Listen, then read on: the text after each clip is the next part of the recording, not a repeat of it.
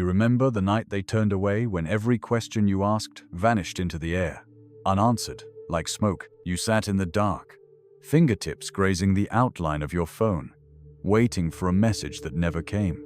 In that silence, you felt the shift, respect evaporating, power slipping between your fingers. You tasted the betrayal, bitter and bright, and understood something dangerous. Your voice was currency, and you'd been spending it recklessly. They stopped noticing when you spoke.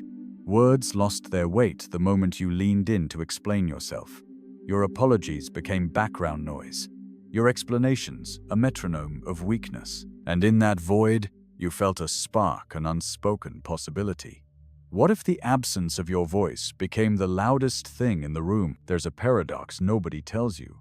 Silence screams louder than any plea. It exposes the cracks in their confidence, forces them into the uncomfortable spotlight you once occupied. In that void, they hear their own guilt, their own hesitation, their own deceit. Silence isn't a pause. It's a scalpel that cuts through pretense, trims the edges of deception, and leaves them bleeding truths they can't swallow. Imagine the next time someone dares to disrespect you. Instead of reacting, you lean back, lips sealed, eyes sharp. They wait. You wait. The air hums with unspoken tension. In that moment, you hold dominion not through words, but through absence. You teach them that noise has value only when exchange is equal. Take away your sound, and they're bankrupt. If you're tired of pleading for respect, if exhaustion has hollowed out every apology you've made, it's time to witness the force you become when you stop filling the silence. Subscribe and comment below. Tell me where your silence first cut deeper than any argument. Let the quiet settle, and watch how everything cracks. You watch their face when your words evaporate. The moment your voice cuts off, their eyes dart, hunting for clues in your posture, your breathing, your slight shift of weight. They scramble to fill the void you've created, because silence isn't emptiness, it's a trap. In that stillness, they betray themselves. A flicker of guilt, a tightening of jaw, the angle of their shoulders slumping. Every twitch becomes testimony against their intentions. You don't need to speak, you need only to be still. They leaned in expecting you to bristle, to defend, to excuse. But you remain a statue, unyielding, unbroken. Their words tumble out confessions they never planned, accusations they never meant to voice. You aren't the one confessing. You are the shadow that forces them to reveal. Silence doesn't demand respect. It demands surrender. Feel the electricity crackle between you when the air thickens with unsaid things. They shift in their seat, heart drumming against ribs, desperate to reassert control. But every gesture toward filling the gap only cements their defeat. You taught them a lesson in leverage. Your absence of sound is more potent than any argument. In that moment, you are the storm before the thunder, unseen, unheard, but undeniable. Don't mistake silence for passivity. It's a calculated absence, a weapon honed in the forge of restraint.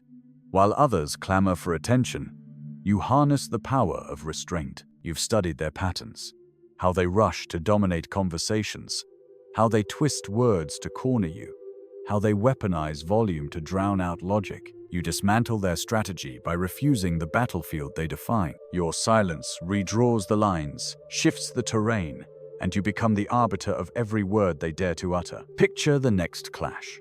You stand across from someone who's poised to attack, fists of words raised high. They expect your shields to rise your rehearsed defenses, your rehearsed apologies. Instead, you lower your arms, languid and controlled, and you wait. Their first blow lands on empty air, dissipates uselessly. Their second grows desperate, spattering around your calm form. With each failed strike, their energy drains, until they're panting, raw, exposed. And in that void, you step forward, not to speak, but to tilt the balance. A single phrase, delivered without tremor, carries the weight of every silent moment before it. It's not what you say. It's the wall of silence that frames it, the promise of emptiness you can unleash again. If they cross the line, your voice becomes a rare resource, and they pay attention because they know they can't afford to squander another word. Remember the power that lives in what's unsaid. When you stop reacting, they start reflecting. They replay the silence in their mind, dissect the reason you stayed mute, search for the fault that silenced you. They can't rest until they understand, until they earn the right to speak again. You've traded a torrent of noise for the slow drip of their anxiety, for the weight of their uncertainty pressing down on them. This isn't cruelty, it's clarity. You're not punishing them with silence.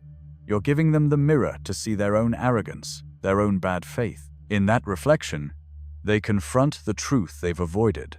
They've grown too comfortable, too entitled. They believed your silence was weakness.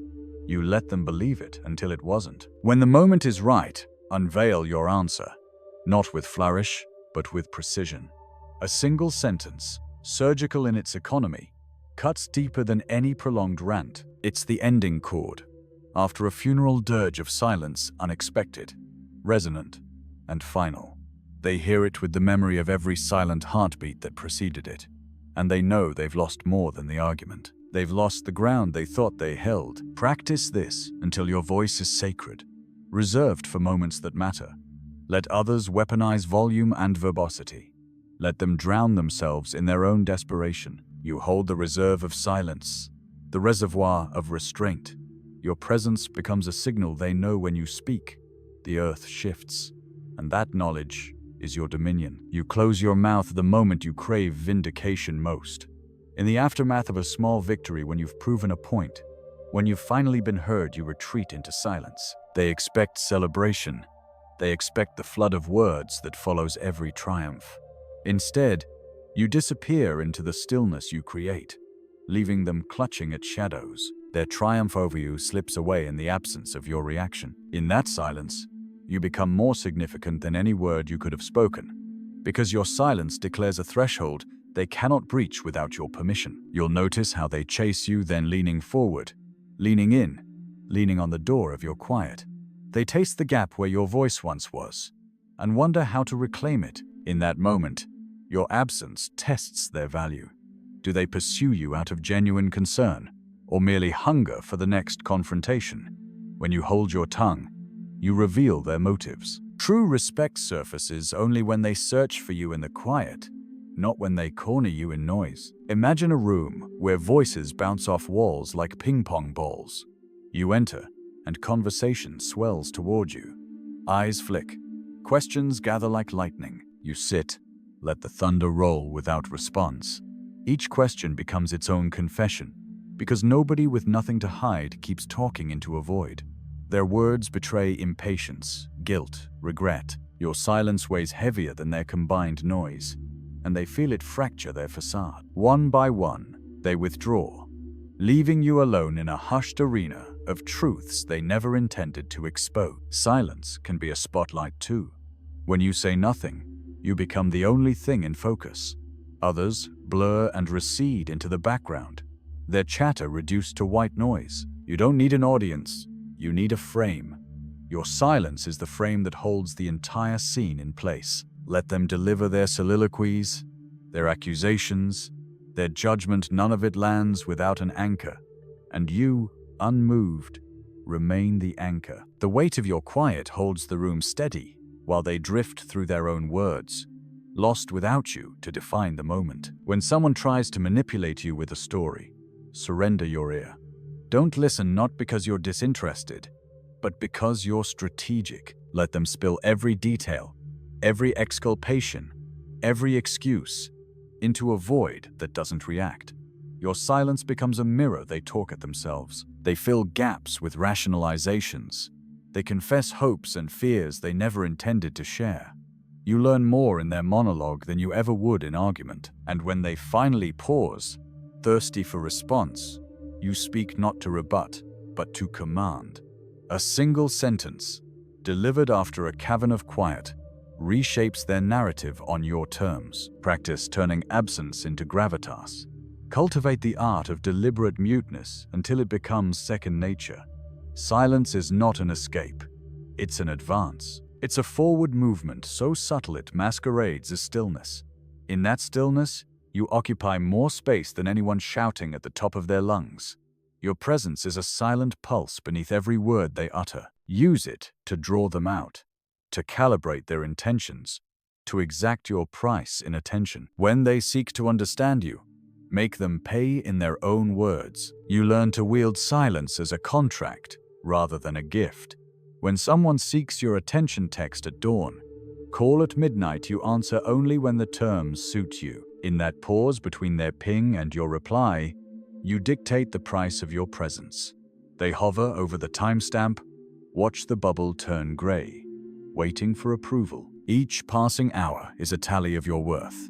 In that stretch of nothingness, you're not indifferent, you're recalibrating. Your silence becomes the ledger where they record your boundaries, and they pay attention because they must. They mistake your quiet for indifference, but it's the opposite. You're watching every move, cataloging every infraction. Their attempt to gate-crash your peace becomes their confession of insecurity. If they flood your inbox with emojis and haze, they reveal desperation. If they shift to avoidance, they betray their respect or lack of it. You don't reply to fix things. You observe to understand who they truly are. In that sterile space, they strip down to their raw motives: control, fear, need. And you emerge not as the one who repaired the bond, but as the one who uncovered the fracture. In negotiations at work, in friendships, in love, your silence becomes the tighter knot around their throat. They offer concessions to break the quiet.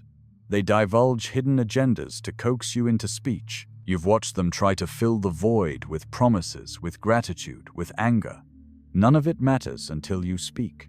And when you do, every word carries the weight of their scramble. You don't counter another demand. You extract their admission. A single question dropped into silence forces them to lower their defenses. Is that really how you see me? And in the hush that follows, they do your work for you. Let them accuse you of playing games. They're only describing the battlefield you've drawn. Games require opponents. Silence requires only your resolve. You didn't invent the pause. You perfected it. You sculpt the space between words until it becomes a vault, impenetrable except on your terms. You've heard them call you aloof, cold, unreachable labels for power they don't understand. You wear them like armor. In every room, you're the silent conductor. Others dance to the rhythms you set. Even when you lift a finger, only to withhold your voice. Imagine a confrontation where they prepare their speech like a soldier arming for battle. They march at you with rehearsed logic, with staged examples, with eyewitness accounts. You stand silent, watch lines blur on their forehead, hear the tremor when they realize you're not going to engage their script. Their assault becomes self-annihilation. They bulldoze facts into your silence, only to find they've built a monument to their own insecurity. In the echo chamber of quiet, their convictions crash against an immovable object. But the most devastating application of silence is the one you practice on yourself. In moments when your ego screams for validation, when you crave recognition for victories seen only by your reflection, you close your mouth and face your own absence. You let your mind trace the hollows in your confidence, the scars left by past betrayals. You sit with the discomfort until it dissolves. You learn to find your voice not in applause, but in the unspoken certainty that you deserve to speak. In that solitude, you rewire your instincts. Your approval no longer hinges on echoes in empty rooms. When you re-emerge into the world, your voice is neither loud nor timid, it's essential. You've distilled it through absence, sharpened it in restraint. Every word you choose carries the weight of unspoken hours. People listen because they remember the silence that framed you. They don't just hear you, they feel the gravity of the gaps you filled, and they know you can withdraw again at any moment, that your silence is never far behind, a constant reminder of your dominion. This part of the ritual demands discipline above all. Every time you're tempted to explain, to justify, to placate, you pause. You feel the itch, the impulse to speak, the ego's scramble for airtime, and you resist. You let the silence stretch past comfort, past anxiety, until it becomes a shield. In that quiet crucible, you forge the unshakable core that no insult can rattle, no manipulation can bend. You become the rare force that doesn't need to prove its strength with noise. You enter a crowded room where alliances shift like smoke, and you carry a weapon none can see. You greet no one. You smile at none. You nod only when it aligns with your strategy. Every interaction becomes a currency exchange. You give no small talk, no filler, no noise. They offer pleasantries, compliments, questions, each a bid for your validation. You accept none. In that void, you exact interest. Their unease compounds until they pay attention, framing every glance on the value you withhold. Silence in crowds is the most isolating form of power, because nobody knows when you'll break it, or why. They gravitate toward the loudest, the most eager, the most hungry for connection. They overlook you until tension builds. You stand apart, unlisted on the guest sheet of attention. In that absence, you become the subject of gossip, speculation, silent theories. They whisper your name behind your back, trying to decode the void you leave. Let them construct an image, any image in the vacuum of your voice. When you finally choose to speak, you dismantle their rumors with a single, measured sentence. It's not explanation, it's correction. Their entire conspiracy unravels in the aftermath of your words. Notice how colleagues rush solutions when you say nothing at meetings. They fill your silence with proposals, with data points, with arguments meant to prove you wrong or win you over. You sit, take notes, remain blank. In that silence, you gather their intentions as one would gather stones methodically, without urgency. When you respond, you don't engage every point. You select the fragments that matter to you and discard the rest. Your response becomes a blade forged from their own ammunition. In friendship, silence can be a border drawn in sand unseen, until someone crosses it. A friend asks too many favors, demands too much emotional labor, tests your patience. You answer fewer calls, reply later. And when you do reply, it's laced with the weight of your absence. They feel the shift like a chill wind. They reconsider every expectation, every assumption about your availability. True friends adapt, or they reveal themselves as takers. The silent pause functions as a litmus test: who stays and who vanishes. When confrontation turns inevitable, you orchestrate your silence like a final act. You refuse to shout. You refuse to plead. You let your stillness speak for you. They stand on the platform of their own accusations, but the audience hears only the echo of your quiet. Your silence becomes an indictment of their character, a verdict pronounced in the courtroom of absence. They crumble under the weight of a performance you never gave. In the digital age, silence takes new forms: unread messages, ignored comments, unreturned calls. You curate your silence with surgical precision. A read receipt stares back at them like a promise unfulfilled. They refresh, agonize, and sometimes apologize without your prompting. Your online absence transcends time zones and calendars. It becomes a glacier that shifts imperceptibly, yet inexorably. Each delay is a statement, each omission a boundary etched in code. But wielding silence at this scale demands humility. You must guard against turning absence into arrogance. A king who never speaks risks becoming a tyrant of his own solitude. Use silence, not to crown yourself, but to sharpen your perception, to feel the tremors beneath every word unsaid. Let every moment of restraint recalibrate your compass, guiding you toward interactions that honor your energy, your dignity, your truth. And when the world grows deaf to whispers and muted pleas, silence becomes your revolt. It's the refusal to play by their noise-driven rules, the refusal to drown in the river of collective desperation. You withdraw from social media storms, mute group chats, close tabs on their frantic chatter. You cultivate a private sanctum where silence is not absence, but abundance. In that solitude, you rebuild your center, knowing that the world you re-enter will be compelled to meet you on your terms, or not at all. Mastering this fourth dimension of silence brings you closer to that final threshold where words become sacred. You speak only to alter trajectories, to redraw maps, to redirect attention where it belongs. Your voice no longer chases outcomes, it commands them. And in the aftermath of your silence, others learn that what they don't hear can hurt more than what they do. When the world demands a story, you respond with silence and watch them flail for a plot. They crave context, a narrative where you fit neatly the villain, the martyr, the fool. In that void, they spin tales to fill your absence, assigning motives and scripting betrayals you never enacted.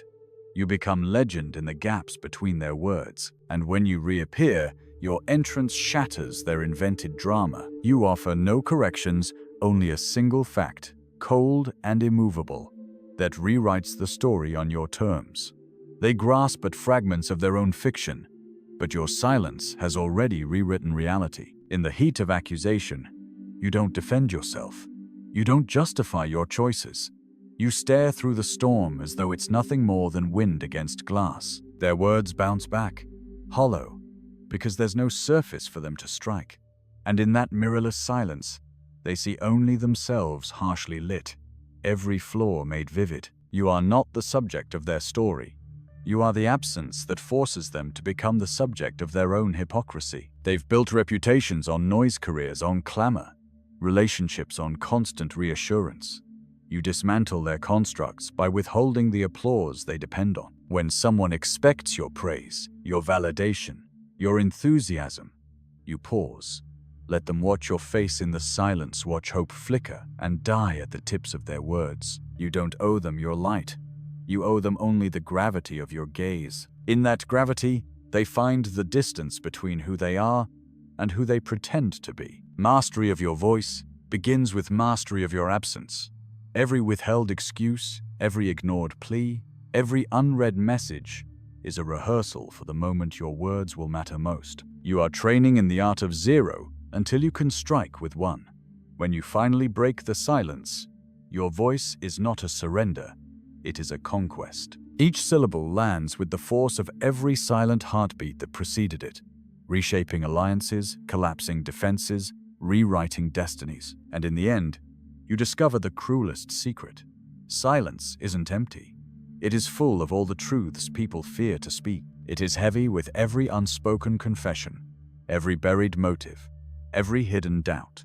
Silence is the battery from which your voice draws its power. Without it, your words are sparks in the wind. With it, they become thunder. Silence is not the absence of meaning, but its purest expression. In the quiet that follows your withdrawal, the world pulses with revelations you never spoke aloud. They unravel their lies, confront their own emptiness, and project every unspoken fear onto the void you've created. You taught them this lesson without uttering a word. They learned to fear what they cannot control, to respect what they cannot grasp, to question what they cannot predict. No loud declaration will ever fracture their certainty as decisively as your silence. You are neither their savior nor their judge. You are the void in which they discover themselves. And once they've tasted that void, they cannot unlearn its lesson. Every interaction afterward carries the weight of your absence, a constant reminder that you hold the power to speak or vanish again. There is no redemption in noise, no deliverance in explanations. Your silence is the crucible in which true conviction is forged. When you finally choose to speak, it won't be to heal or to placate, but to confirm what the void has already revealed. That respect is not given.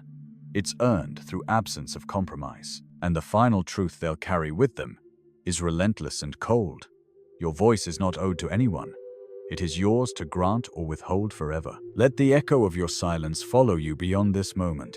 Comment below with the last time you turned your quiet into your strongest statement, and subscribe if you're ready to wield absence as your greatest power.